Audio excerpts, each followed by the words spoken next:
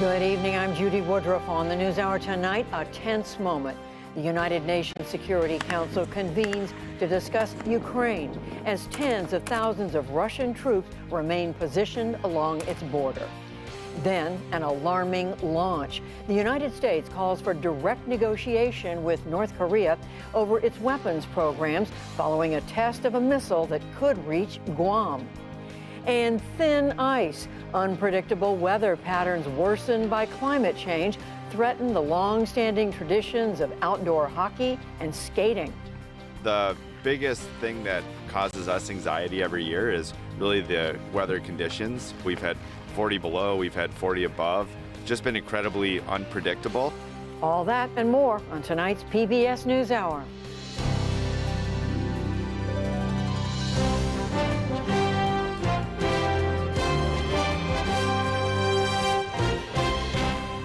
Major funding for the PBS NewsHour has been provided by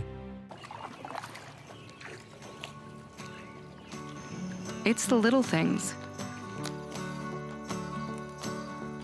The reminders of what's important. It's why Fidelity dedicated advisors are here to help you create a wealth plan. A plan with tax-sensitive investing strategies. Planning focused on tomorrow, while you focus on today. That's the planning effect from Fidelity. Consumer Cellular.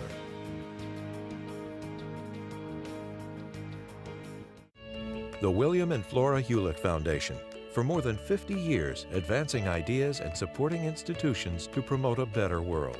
At hewlett.org. The Chan Zuckerberg Initiative. Working to build a more healthy, just, and inclusive future for everyone at czi.org. And with the ongoing support of these individuals and institutions.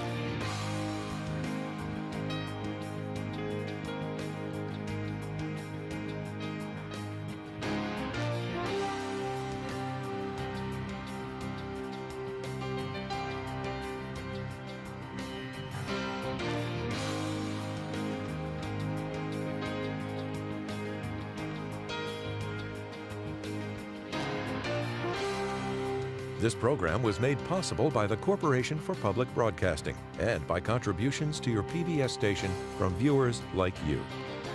Thank you. The standoff between Russia and the West over Ukraine has sparked a stormy debate today at the United Nations. Russia accused the U.S. of bringing Nazis to power in Kyiv. The United States said it's Moscow that is guilty of aggressive moves. Stephanie Sy reports. In the United Nations Security Council today, a fractious discussion over the crisis in Ukraine.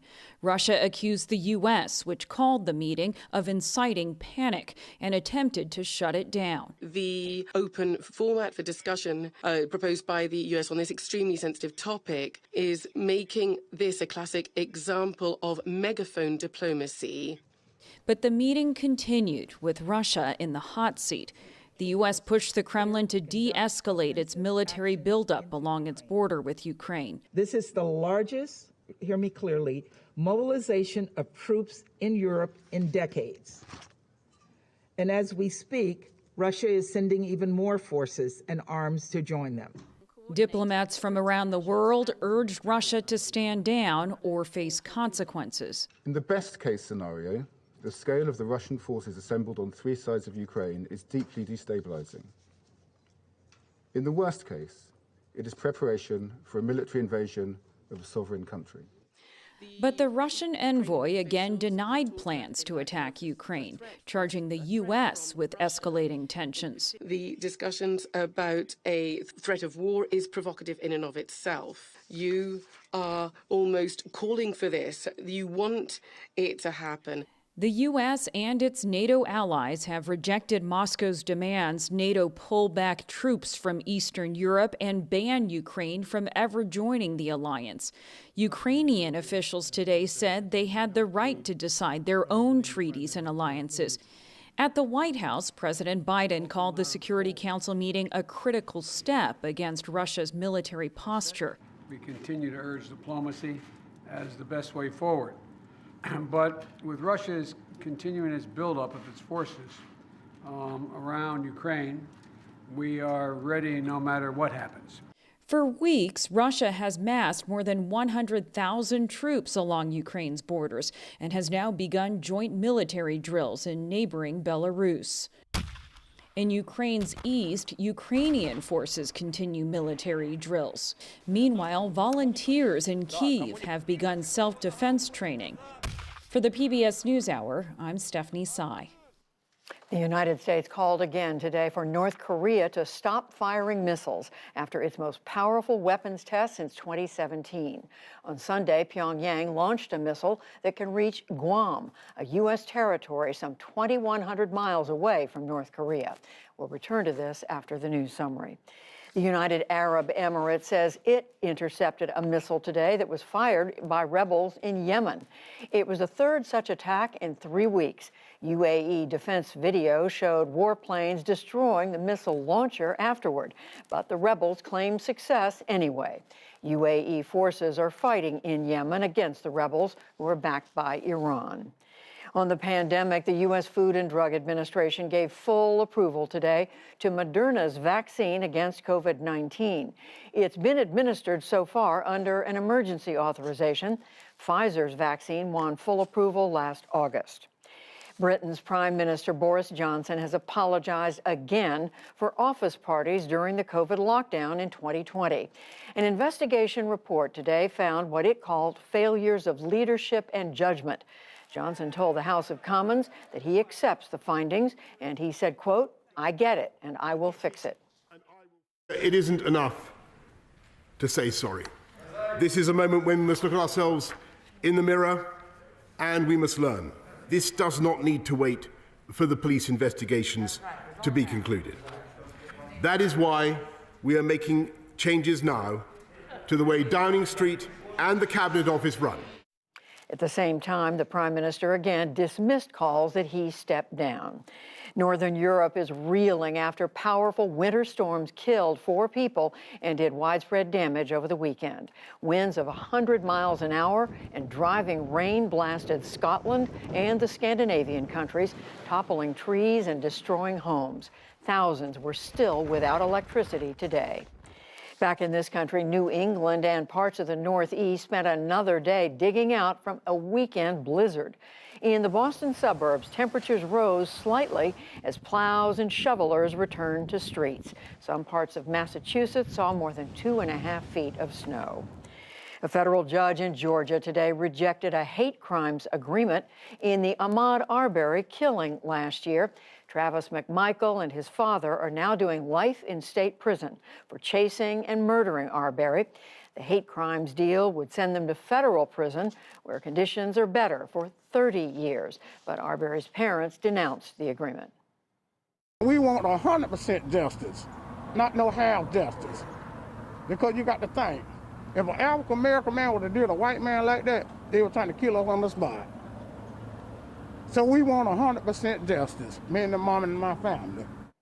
The McMichaels have until Friday to decide their next move. A third man convicted in the Arbery murder is not party to the plea agreement. At least 6 historically black universities scrambled to deal with bomb threats today for the second time this month. Several of the schools locked down their campuses for a time. There was no indication of any bombs being found. California is moving to dismantle its death row, the nation's largest, within 2 years. It's now located at San Quentin State Prison. Governor Gavin Newsom outlined plans today to transfer condemned inmates to other sites and to merge them into the general prison population. On Wall Street, major stock indexes scored gains of 1% to 3%. The Dow Jones Industrial Average added 406 points to close near 35,132.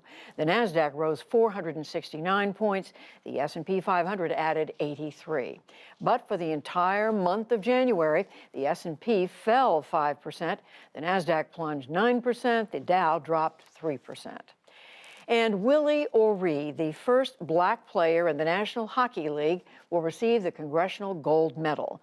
President Biden signed a bill today awarding him the nation's highest civilian honor. O'Ree broke the NHL's color barrier in 1958 and played 2 seasons with the Boston Bruins. He still serves as a league ambassador for diversity.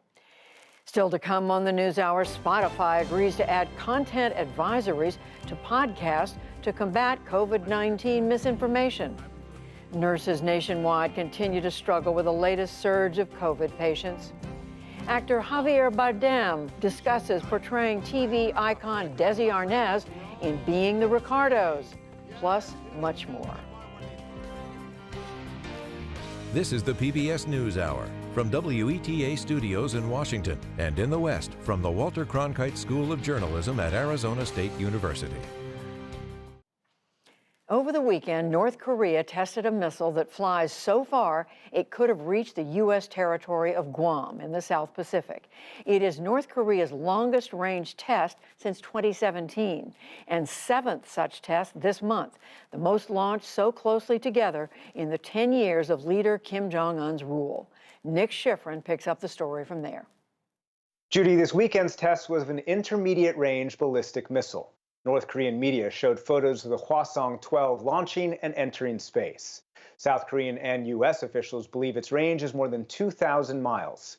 This test is the most aggressive step in a series of moves that began in September, including multiple short-range missile tests just in the last few weeks, Kim Jong-un's first visit to a munitions factory in years, and repeated tests of missiles designed to improve survivability, such as train-launched ballistic missiles. Many of these tests break UN Security Council resolutions, but none so far has broken Kim's 2017 promise not to test another nuclear device or intercontinental ballistic missile. North Korea has warned its future priorities include larger nuclear weapons and bigger missiles. So what's the implication for U.S. policy? For that, we get 2 views. Anthony Ruggiero is a senior fellow at the Foundation for Defense of Democracies and was the National Security Council's senior director for counterproliferation and biodefense during the Trump administration. And Jenny Town is a senior fellow at the Stimson Center and the director of its analysis site, 38 North. Welcome, both of you, back to the NewsHour. Anthony Ruggiero, let me start with you. Why do you believe now for this intermediate range test? Kim is looking to test and make sure these missiles work. So there's a technical reason, but there's also a political reason. As you noted, they've been testing missiles since September 2021, and there's no consequences for that. Only one set of sanctions that came earlier this month. So Kim may have thought the missile tests are okay to the Biden administration. Jenny Town, do you think this is about a lack of consequences, or is it about North Korea doing what it said it would about a year ago, which is going through a list of tests, including this one? I think there are domestic underpinnings to this. Kim Jong-un set these goals for the economy and for the missile program. The economic goals are not being met, and the military side is one area in which they can control and can get some successes against the plan ahead of, some big political meetings coming up. Anthony Ruggiero, I asked a senior administration official yesterday whether they had the right policy, and they said, quote, "We believe we have the right approach," calling for talks without preconditions. Is that the right approach? I mean, we need to do that. Certainly have talks without preconditions is the right message, but it was the wrong message after a long-range missile test, an intermediate-range missile test. I mean, Biden's policy in 2021 was essentially engagement only. We know that doesn't work, and so now he needs to combine both engagement and pressure, and he needs to rebuild the diplomatic pressure, too. Last week, Secretary Blinken talked to his Chinese counterpart. North Korea missile launches wasn't even mentioned in the readout. That's an unforced error by the administration. Jenny Town, increased pressure? I think there's a role for sanctions here, but certainly pressure is not going to change North Korea's calculus. It's clear that they're moving forward with their technical capabilities and they're willing to accept the political consequences that come with it. But especially right now, when China and Russia are not in agreement that these measures really rise to the level of sort of unified international response, I think it really, calls for how do we get back to negotiations? How do we get back to a place and create incentives for North Korea to make different decisions? Because leaning on the pressure is only continuing this track of development. Anthony Ruggiero, what about that? Incentives? We know the incentive-laden track does not lead to negotiations. That's what the history tells us.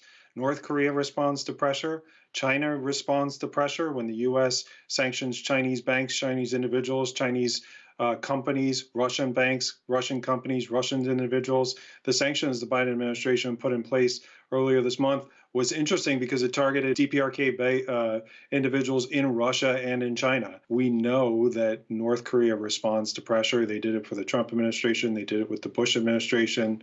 We know that works. That leads to negotiations.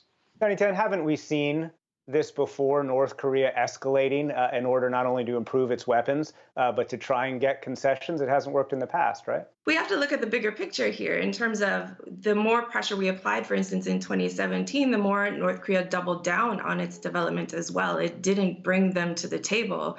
They went all the way to the end and declared victory first. So I think we need to think more about, when the message that we're sending on the diplomatic side, and remembering that there's a consequence for failed diplomacy on the North Korean side as well, and be ready to come up with more concrete proposals, not just an open call for negotiations. Anthony Ruggiero, during the Trump administration, you tried something different. You tried high-level direct diplomacy between Kim and President Trump. There were letters, there were statements, there was "we fell in love" from President Trump. It didn't work. Why not? Well, I think one of the reasons it didn't work is because the pressure was relieved. North Korea continued their activities. They continued proliferation. They continued these prohibited programs, and the pressure waned. I mean, I agree with Jenny that the bottom line is that we had maximum pressure. Then that brought Kim back to the table. And then Kim ran out the clock, as he and his father and his grandfather has done before. Now, the issue here is, how do you combine engagement and pressure? That's the real question here. Biden tried engagement only in 2021. That doesn't work. And Trump tried early on just pressure. How do we combine the two for a better policy? Jenny Town, does the international community need to resign itself to a nuclear North Korea? The North Koreans have agreed to denuclearization as recently as 2018. The question is, what is our expectation? It's not going to happen overnight. And it will come at a cost. And the longer it takes to come up with even the first step down a denuclearization path means that the price is going to get higher every time. There are security reasons why they're doing this. There's coercive reasons why they're doing this. And I would disagree that it was pressure that brought North Korea back to the table in 2018, but more a diplomatic opening from the South Koreans, that there was actual incentives on the table for them to take up. And created a different opportunity for them to change course. Anthony Ruggiero, North Korea is going through a checklist, as we've discussed, that it published last year. And on that list is a larger capacity nuclear warhead and a 9,000-mile range missile. Do you fear that those tests are next? Yeah, I think those are coming. I think that he has a list that he's going through. If you look at the reactions to the 7 rounds of tests here in January, I think, again, he's getting the message that there's very little consequences. Jenny Town, do you fear that this is only going to escalate further toward nuclear tests and bigger warhead tests? North Korea has been very cautious so far over the past couple of years to stay below that threshold, knowing that, back what we saw in 2017 was ICBM tests, nuclear tests really did unify international community against them. And I think they've been very careful to sequence this in a way to really ensure that they still have some buffer along this way, especially while the country is still under lockdown and the domestic situation is in crisis. Jenny Town, Anthony Ruggiero, thank you very much. Thank you.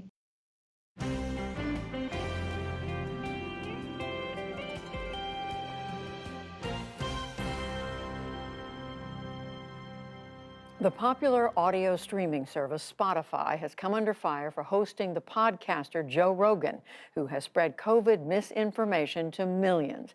After 2 high-profile musicians took their music off Spotify in protest, the platform has announced reforms. William Brangham has our report.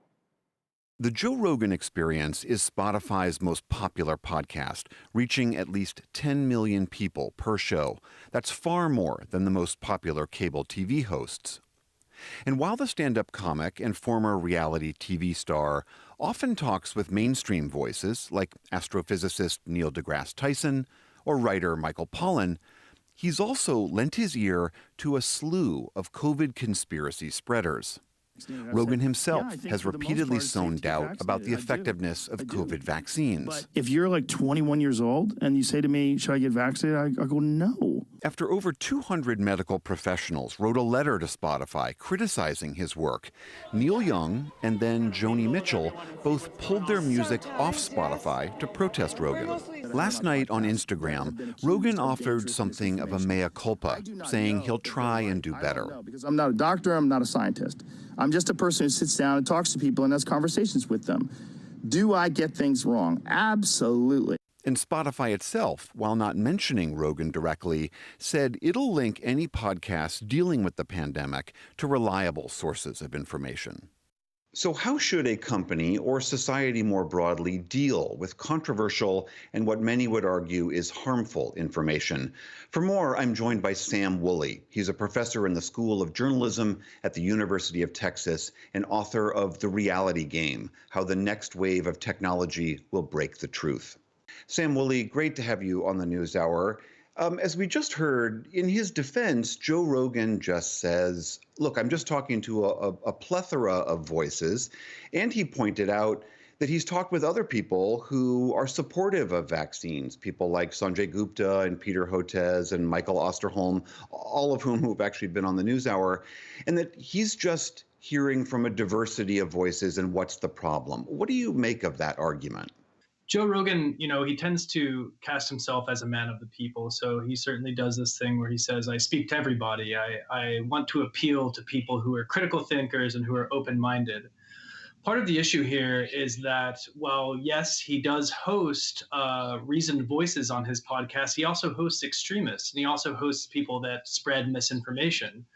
And that misinformation can be very harmful, particularly during a pandemic when you have millions of people listening to it, thinking they're getting open-minded content or critical content, when in fact they're getting quite skewed and problematic content that can lead to people not getting vaccinated and, frankly, to death.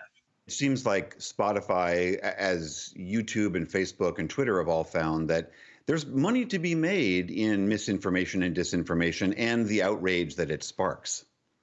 Right, that's exactly true. So in my book, The Reality Game, I talk about this concept of manufacturing consensus, creating the illusion of popularity for content through all of these sorts of mechanisms like algorithms on social media that prioritize actually content that's more sensational or that provokes outrage or does what we call rage farming in the place of actually hosting scientific content or good quality content that helps people to understand what's actually going on from experts. So what Spotify has said in response to this is, okay, if you listen to any podcasts on our platform that touch on the pandemic in any way, we'll also link you to smart, sound, fact-checked information. What do you make of their reaction to all this? I think it's not nearly enough. Look, I'm not advocating for censorship. I'm not advocating for Spotify to kick Joe Rogan off of their platform. But what I do think is that Spotify gives Joe Rogan undue attention from millions of people. When you go onto Spotify and you log in, you'll see Joe Rogan's podcast oftentimes right there, front and center. And oftentimes the algorithms will boost it because it's more popular than other more quality podcasts. And so Spotify's actually got to do more through its algorithms to make sure that this content isn't reaching more people than, say, scientific content or content from people within the medical establishment who actually understand this in scientific terms. I mean, there are, though, a lot of people who are calling for Spotify to kick him off. It seems like that's what Neil Young was, in essence, arguing. If Rogan were kicked off Spotify, wouldn't he just take his colossal audience somewhere else and then be, in some ways, outside the checks and balances, however meager, as you put it, that Spotify is providing? That may happen, although that being said, with traditional media, especially with radio and TV, oftentimes groups like the FCC are actively regulating what people can say and do on media. And that's not censorship. It's actually working to protect people in a democratic society. I mean, you can just ask Howard Stern what it looks like to be checked by the FCC, right? And so if Joe Rogan were to go to a more popular radio station or another platform, he'd probably be regulated or held in check in some way, shape, or form. Spotify gives him a massive platform. Remember, we're talking over 10 million people reached during his episodes. So moving beyond Joe Rogan and Spotify, how does a society deal with this issue when you've got misinformation and disinformation out there? It's lucrative, and everyone is carrying around one of these little broadcast devices in our pockets every day. How do we reckon with that?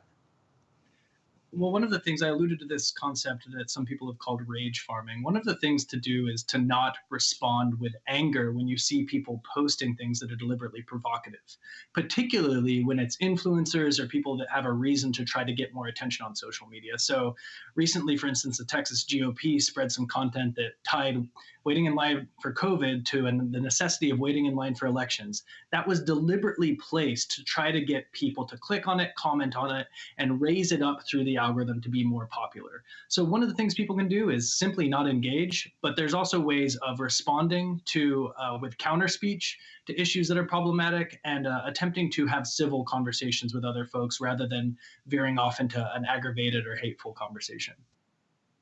All right, Sam Woolley of the University of Texas, thank you so much for being here. Thank you for having me.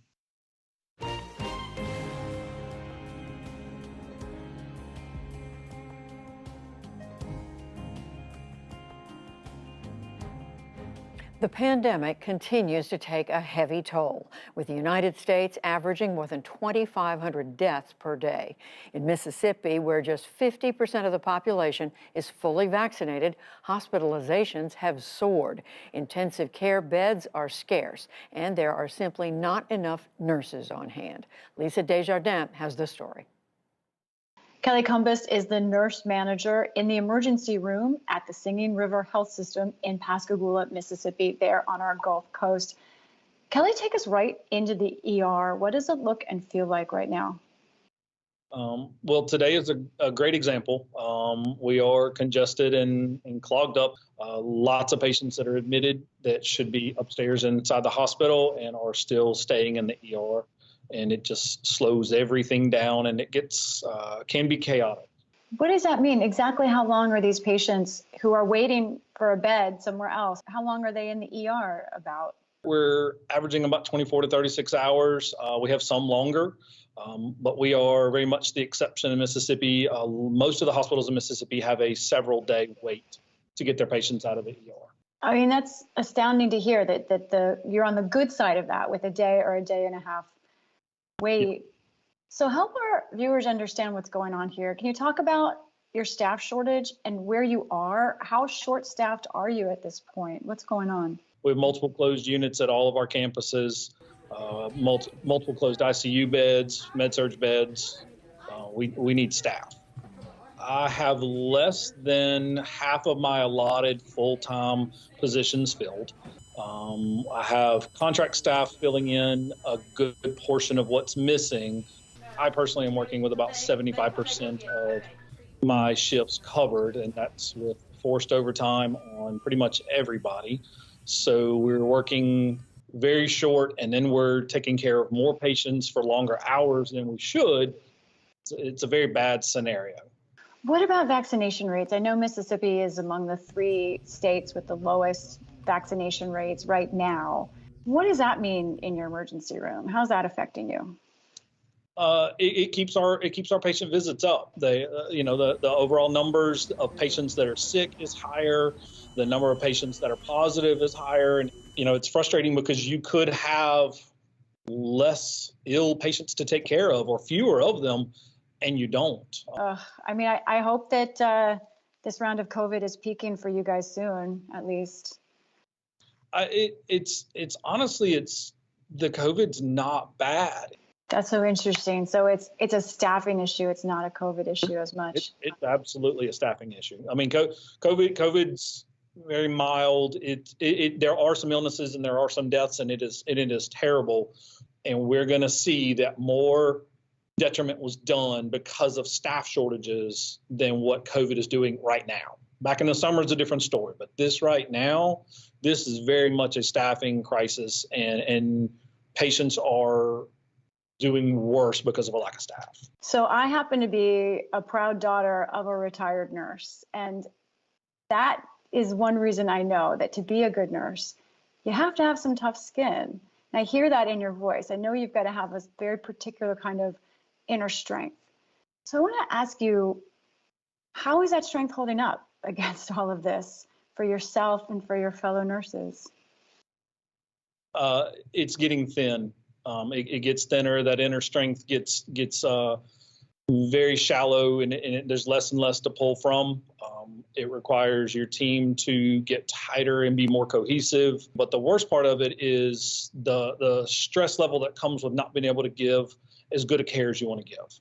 And the nurses that I work with that are the best are the ones that are really, really concerned about their quality of what they do. And those are the ones that take the biggest emotional toll whenever they can't do everything that they want to do. We still give as good a care as we physically can, and most days it is as good as it's going to get anywhere. We are a very good system. We're a health system. We base ourselves on quality, and we always have. But whenever you run out of people and you run out of situations and time, then the resources just aren't there to do things, and so your quality can take a hit, and that emotionally hits the best of them the hardest. This is a question of nurses staying and where they stay, and I want to wrap up by asking you, why do you stay? I was born here. My parents are here. My in-laws are here. My kids go to school here. This is my family. This is my community. This is where I'm from. I know so many people. Both my parents were products of this town, and this is where I get my life from. So this is what I'm giving back to. And that is honestly why I'm still here, is for the other people that are here, because life would be easier making, for me, even 3 or 4 times my net somewhere else. It would make my personal life maybe a little bit easier, but it's not the right thing to do. Well, I know our viewers are glad that you were here with us today. Kelly Cumbas from the emergency room, the nurse manager there in Pascagoula, Mississippi. Thank you so much. Thank you.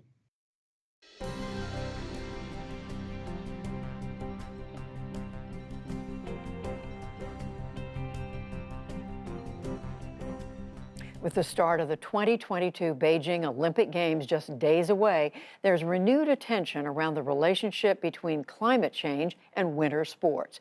As the planet warms, beloved pastimes that rely on the snow and ice face a growing threat. Among them, outdoor skating. John Yang reports. As the sun rises over South Minneapolis, the sounds of hockey echo through the biting cold. Skates slicing through the ice. Sticks slapping for the opening faceoff. Pucks ringing off the boards. On this day, 200-acre Lake Nokomis is the gathering spot not for beachgoers or boaters, but for the rink rats of the U.S. Pond Hockey Championships. Now in its 17th year, the 2-weekend event draws thousands of players from around the world to Minnesota, the self-proclaimed state of hockey, where outdoor skating is practically a way of life. It's something that's just embedded with us in this area and in our lives, especially if you experience it once, you don't want to stop. I can't feel my toes, my hands. I don't know what's happening up here on my head. So very cold. But honestly, once you get out there and you get moving with the boys, it's a lot of fun. Don't really even think about it. It is cold. It's noon and the temperature is only broken 0 Fahrenheit. That's just about perfect conditions for good skatable ice. But even in Minnesota in mid-January, that's no longer a sure thing. Jim Darlene is the commissioner of the U.S. Pond Hockey Championships. The biggest thing that causes us anxiety every year is really the weather conditions. We've had 40 below, we've had 40 above. It's just been incredibly unpredictable. In 2016, the event was postponed due to warm temperatures. And even when it was rescheduled, the ice was so soft that some players didn't skate across it. They trudged. Those types of events are scary and disappointing for the conditions of what we could have around us if we, if things don't change a little bit for what we remember winter being like. The number of high-quality outdoor skating days has been declining, especially in the last 20 or 30 years. Robert McLemmon is a professor of geography and environmental studies at Wilfrid Laurier University in Canada, where outdoor skating is so ingrained in the culture that an image of pond hockey was once on the $5 bill. Two things that Canadians love to talk about are the weather and hockey or skating. And so we thought, well, if we could come up with an environmental science project that links those two things to a broader understanding of climate change, then we'd have something. So in 2013, McLemmon and his colleagues launched rinkwatch.org, a site where people across North America can submit information about conditions at their local pond or backyard rink. They used that data to examine skateability trends in the original 6 cities of the National Hockey League: Boston, Chicago, Detroit, Montreal, New York, and Toronto. In all of them, the number of good skating days has fallen since the 1940s. The drop was most pronounced in Toronto. In the early 1940s, the city had almost 60 high-quality skating days. 2 years ago, there were only about 20. And McLemmon's research projects things will be even worse by the end of the century. If these seasons get shorter, what's the impact? What's the effect? I would liken it to, for example, if you lived in a beach community and the water became polluted and you can no longer go swimming. You're still living at a beach, but suddenly it's not the same sort of relationship with nature, and you lose something as a result of that. Recently, McLemmon's team recruited rink sentinels in strategic locations to collect even more detailed data on things like temperature and precipitation. Kaya Hupala, who lives near Madison, Wisconsin, is one of them. She grew up in northern Minnesota and fondly remembers skating on frozen lakes with her family. For the past 2 winters, she's built a 25 by 50-foot rink in her backyard, hoping to give her children a similar experience. It's really hard to feel in your gut what, the planet warming a few degrees a century actually means for you. In your head this is bad, but you don't really see the immediate impact of it. But when I think about, as I'm entering data into the spreadsheet, if the conclusion of this is that we're going to have a shorter skating season or potentially no skating season in my lifetime or my kids' lifetimes, that's a really sad prospect to consider. As climate change chips away at the outdoor skating season, backyard rink builders aren't the only ones feeling the effects. Hockey was born on outdoor rinks, and NHL greats like Wayne Gretzky traced their careers to days skating in their childhood backyards. I played hours upon hours upon hours outside. Andrew Ference spent 16 seasons in the NHL and helped the Boston Bruins win the 2011 Stanley Cup. He's long been concerned about the environment. As a pro, he convinced hundreds of fellow players to buy carbon credits to offset emissions from their frequent travel. Ference now works for the NHL on a number of issues, including sustainability. He says the most important part of the NHL Green Initiative is what the 32 teams are doing, like improving efficiency at their indoor ice arenas, some located in Florida, Texas, and Arizona. It's hard to run business with very minimal impact, especially if you're trying to keep ice, frozen in a giant rink that has a concert the next day and a basketball game that night. It's up to us to say, how can we do it better, while still running an 82-game season, and still playing in these cities. And so you look at, how do we run the most efficient building? How do we create the least amount of waste, use the least amount of water, have the smallest footprint? The NHL was criticized last year for partnering with the maker of an ice refrigerant that has a higher global warming potential than ammonia, which is used to cool many professional and community rinks. In a letter, the league said the refrigerant has never been presented as the only solution, and that the vast majority of rinks now using it had previously used refrigerants with an even higher global warming potential. The threat of climate change is about more than just future generations of hockey players like Andrew Ference. The more important part is the social aspect of what outdoor ice is. It's not about developing NHL players so that you're out there and you're just doing your drills and honing all your skills so you can make the NHL. You're out there messing around with friends. Back in Minnesota, the prospect of life without this pastime is too much to bear. If this were to be lost, if you couldn't have pond hockey, couldn't skate outdoors. I don't know that that's something I want to think about, to be honest with you. So on this day, they'll just enjoy the cold. For the PBS NewsHour, I'm John Yang in Minneapolis.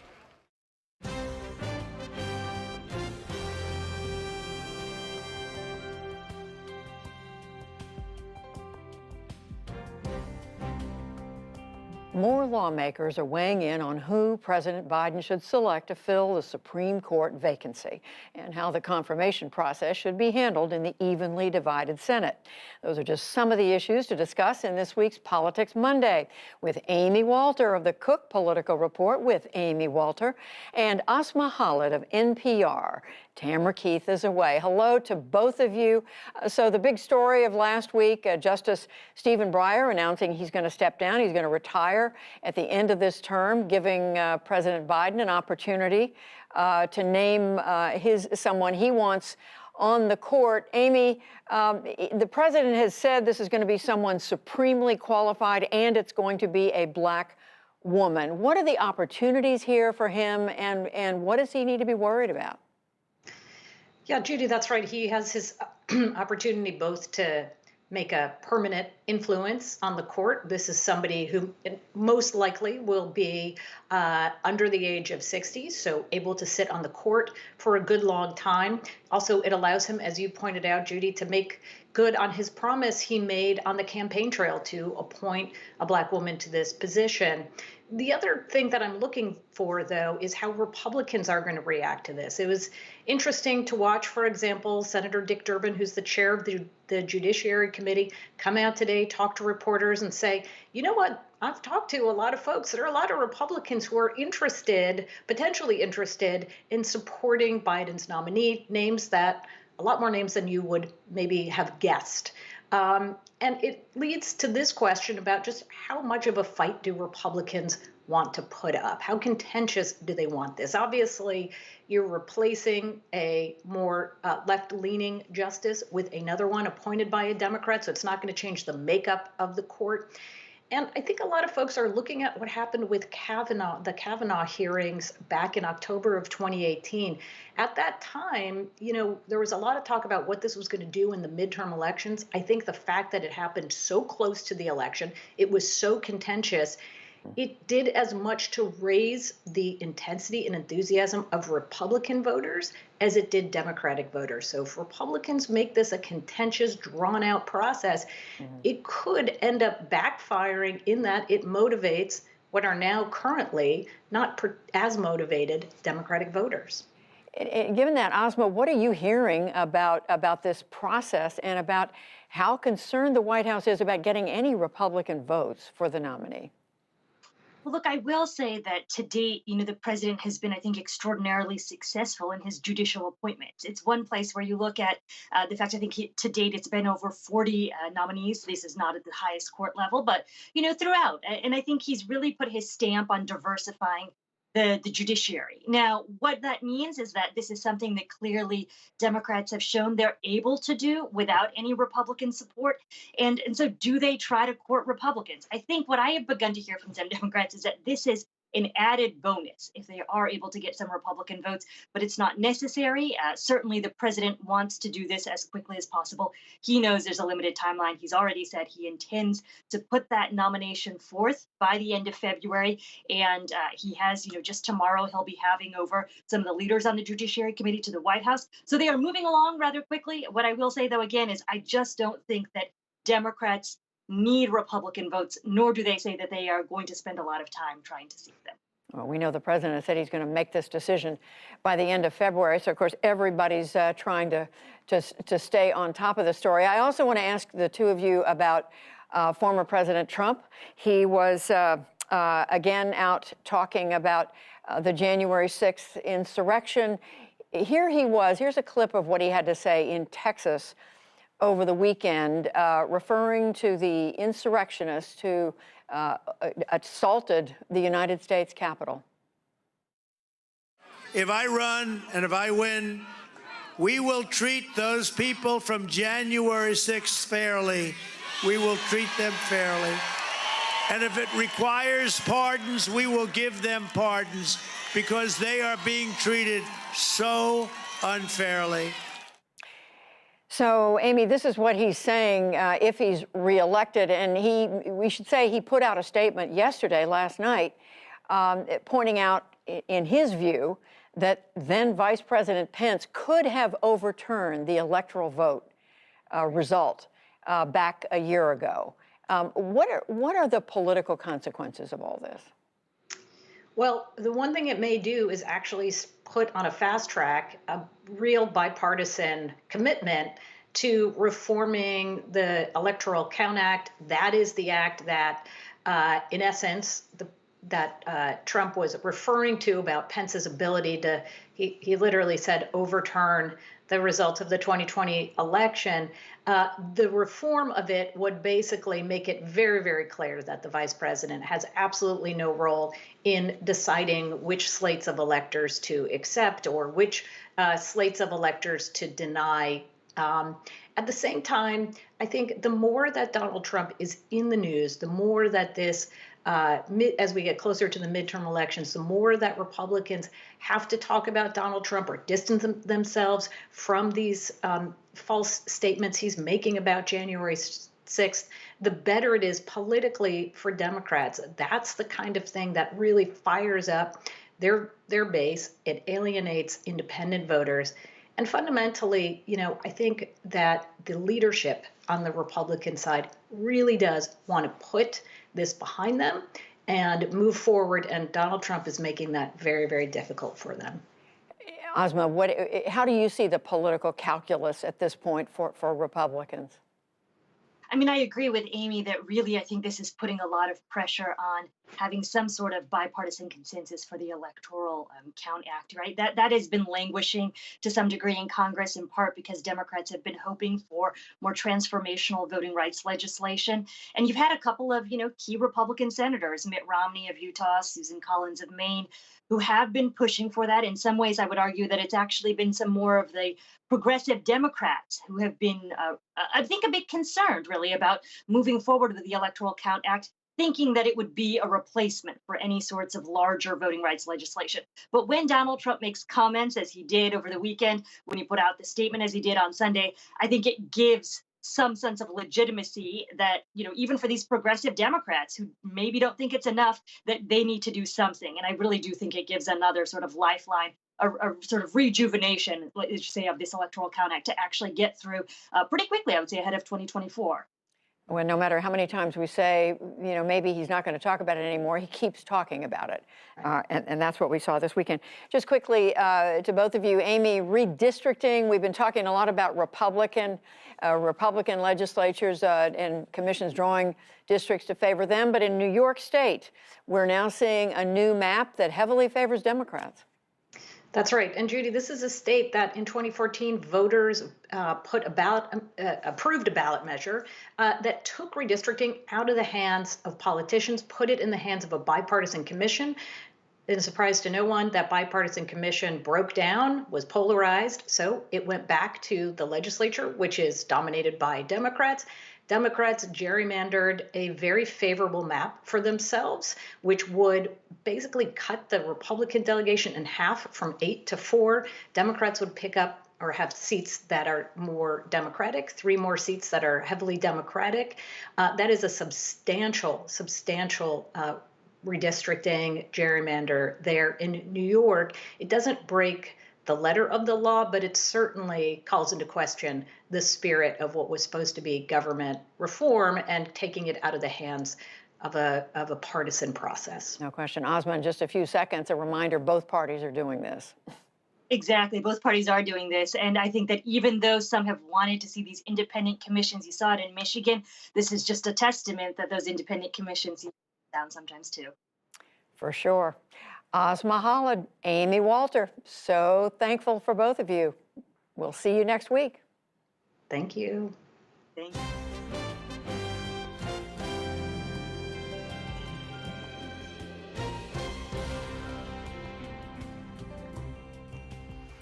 Academy Award-winning actor Javier Bardem is taking on his latest challenge in the film Being the Ricardos and pushing for broader representation in Hollywood. Jeffrey Brown spoke with him as part of our Arts and Culture series, Canvas. In Being the the Ricardos, Javier Bardem plays Desi Arnaz, the real-life actor, musician, and producer who worked with his real-life wife, Lucille Ball, played here by Nicole Kidman, on the legendary TV comedy I Love Lucy. Action! Lucy, I'm home.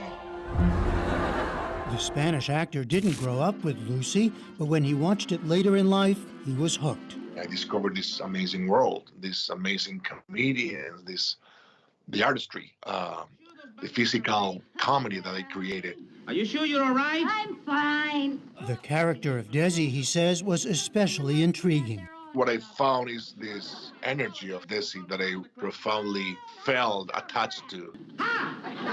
The comedian, the musician, the entertainer, but combined also with the producer, the person who really works hard to be heard, because also he was a foreigner, and he had to make sure that people will respect him. I was chased to this country, Lucy! The film, written and directed by Aaron Sorkin, takes several true events and dramatizes them into 1 week of the show's production in 1952. A public accusation that Lucy was a communist, this amid the height of McCarthy and the Red Scare. Another of Desi's philandering, and a very real pregnancy that had important implications for a hit TV show. We've been through worse than this. We have? No. Plenty of drama for Bardem to bite into, but it also called for singing, guitar playing, and showmanship. I understand that you told Aaron Sorkin that you could do all those things before you really could. Absolutely, I lied. So you were just faking it? There were so many boxes to check when you play this character that it was kind of overwhelming.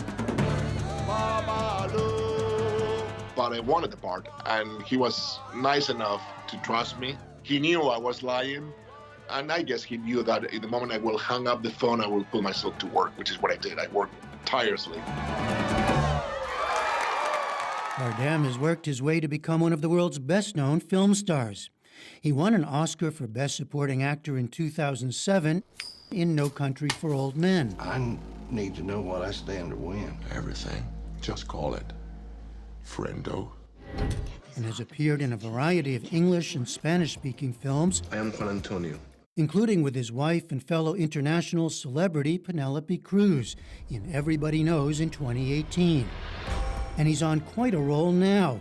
In addition to being the Ricardos, there's Dune and The Good Boss, a highly acclaimed Spanish movie expected to vie for Best Foreign Film at the Oscars. ¿Qué dicen las pancartas? Lo que dicen siempre las pancartas. Nada bueno. But his casting as the Cuban-born Desi Arnaz drew social media criticism from some, wanting the part to go to a Cuban or other Latino, part of an ongoing call for more representation in Hollywood. Bardem says he sought the part, but was at first put off. I was told that they were going first to actors that were from Cuba or had Cuban roots, which I absolutely understood and supported. But then that didn't happen for different reasons, and they came back to me, and I said, of course, I'll do it, and I worship the fact that he was from Cuba, and I'll work hard to earn it. Director Sorkin defended his choice and told the Times of London that criticism is, quote, heartbreaking and a little chilling to see members of the artistic community resegregating ourselves. Bardem sticks to his decision as well. I know what a minority representation is, and I absolutely respect the fact that, of course, they have to be represented. But at the same time, if for whatever reason, let's say the director doesn't want that option and they wants to go to another actor that doesn't necessarily is from the same place of origin that the character, we have to respect that because that's what we do as an actors. Wait a minute. We become different people. We portray people that we're not.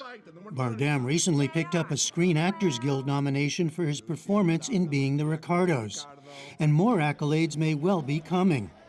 More films are definitely on the way. This is your family business, right? From several generations. Did you ever think of doing anything else? Yeah, I studied painting. I love painting. But then I guess it was in my blood, in my DNA to perform. And that's what my mother did, my grandparents did, my great-grandparents did. So I guess I was called to it. And thank God I was, because I think it's a beautiful craft. It's a beautiful job. And I think it's necessary as well. All of us locked in our houses, the importance of storytelling is is huge, as we see. Finally, I see that you're playing King Triton in The Little Mermaid, and you just wrapped production on Lyle Crocodile, which I know from the classic children's book. What's going on? Are you mellowing? I like to try different things. I like to put myself in a place where I haven't been before and see how I can cope with that, maneuver through that. And it was fun. It was great. And also, the good news is that my kids can watch those movies because most of my work is not kids friendly. So at least they can watch some movies of his father. All right, Javier Bardem, nice to talk to you. Thank you. Thank you very much for your time.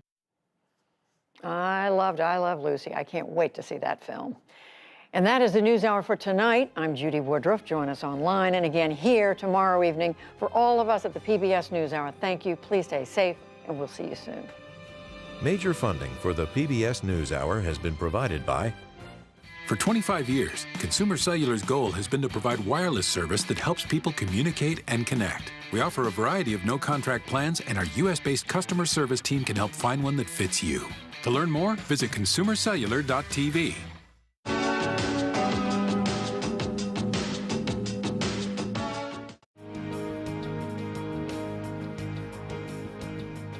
The Kendeda Fund, committed to advancing restorative justice and meaningful work through investments in transformative leaders and ideas. More at kendedafund.org. Supported by the John D. and Catherine T. MacArthur Foundation, committed to building a more just, verdant, and peaceful world. More information at macfound.org. And with the ongoing support of these institutions.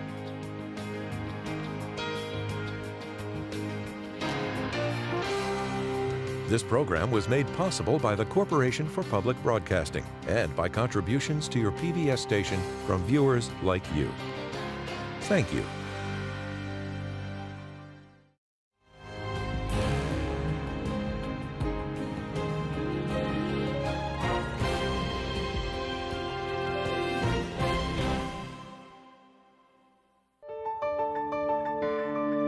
You're watching PBS.